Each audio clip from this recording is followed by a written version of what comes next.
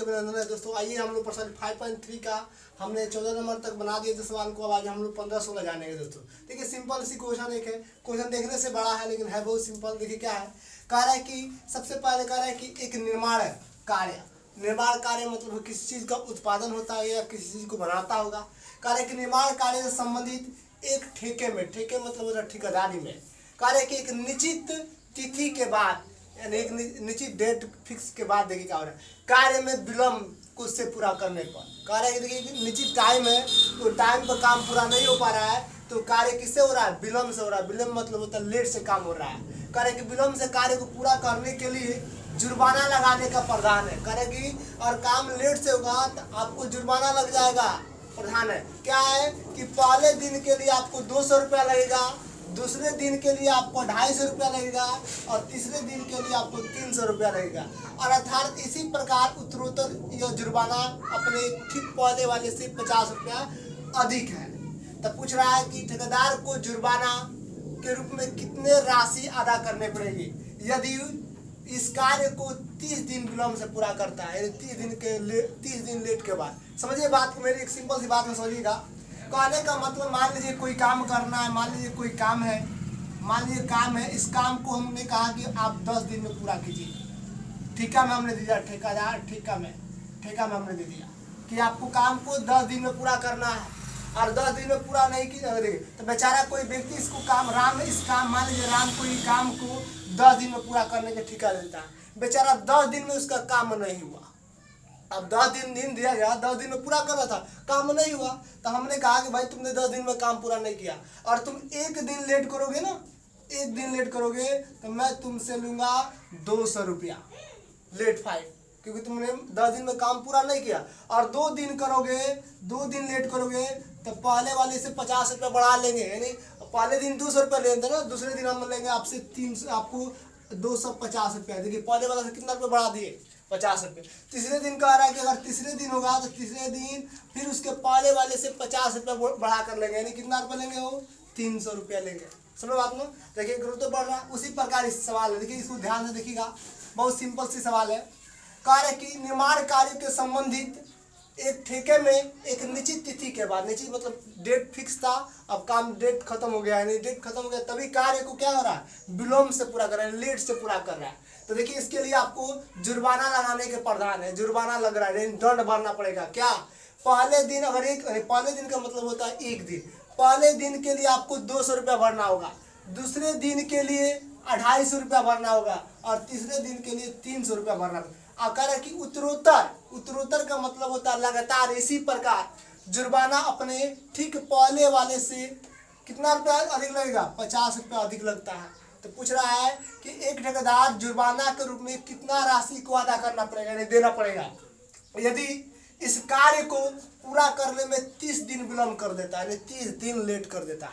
तो देखिए अगर पहला दिन लेट किएगा, यानी पहला दिन का देखा जाए ना, तो यहाँ पर देखो उत्तरोत्तर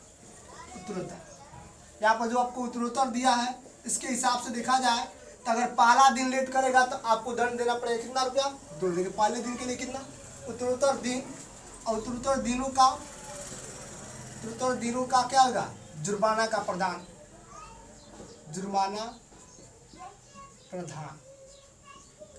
किस पर, देखिए इस प्रकार है। और प्रथम दिन करता है, यानी अगर पहला दिन करेगा तो आपको कितना, देखिए और A1 यानी फर्स्ट दिन अगर काम करता है और लेट कर दिया तो आपको 200 रुपये देना पड़ेगा।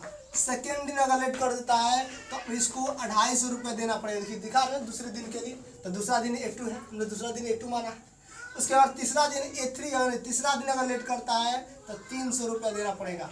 तो ऐसे कह रहा है कि ऐसे डॉट कर वो कितना दिन तक जुर्माना कर रहा है। देखिए कह रहा है कि ठीक, कह रहा है कि इसी तरह उत्तरोत्तर जुर्माना पहले वाला से ठीक, कह रहा है कि पहले वाला से ठीक पहले दिन आपको जुर्माना 50 रुपया देगा, पहले वाला से ठीक अगले जो दिन लगेगा ना जुर्माना 50 रुपया बढ़ा कर लगेगा।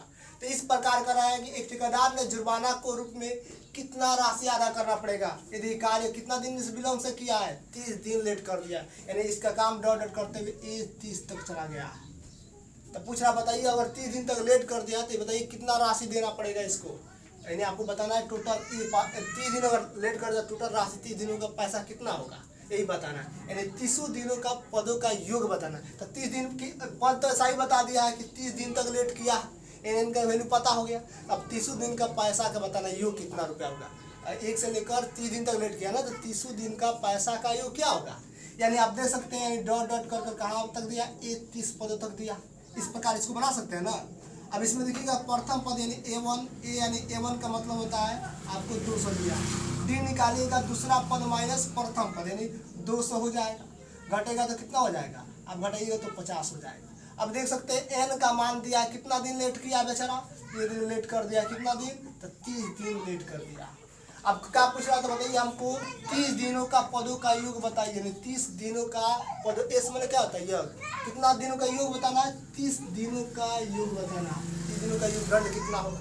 तब देखिए एसन निकाला है ना, तो एसन बराबर फॉर्मूला होता है, क्या होता है दोस्तों, एसन बराबर होता है n/2 × 2a + n-1 × d होता है ना।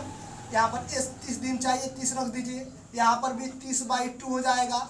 यहाँ पर 2a का वैल्यू हमारा मिला हुआ है 200 प्लस n का वैल्यू भी मिला है 30 - 1, और d का वैल्यू देखिए, d का वैल्यू देख सकते कितना दिया, 50 दिया था, 50 रख दीजिए, हो जाएगा ना सिंपल। अब देखिए 2 से 2 कट जाएगा, कितना हो जाएगा, 15 हो जाएगा। इसको कीजिएगा तो ये 400 हो जाएगा, ये आपको दिखेगा तो ये आपको 29 हो जाएगा, इंटू आपको 50 हो जाएगा ना।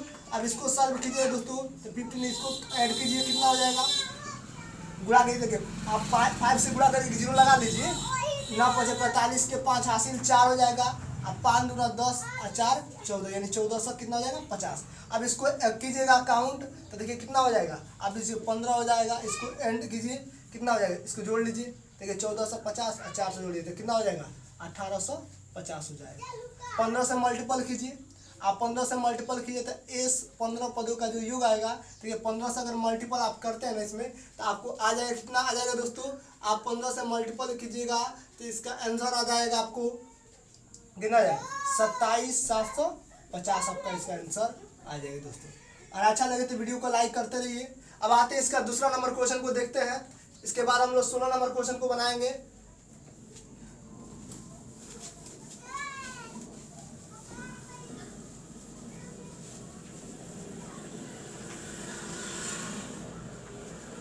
अब इसका दूसरा नंबर जो क्वेश्चन है दोस्तों, वो क्वेश्चन आपको है, बहुत सिंपल सा क्वेश्चन है, आइए हम इसको बनाते हैं। थैंक यू, जय हिंद, जय भारत।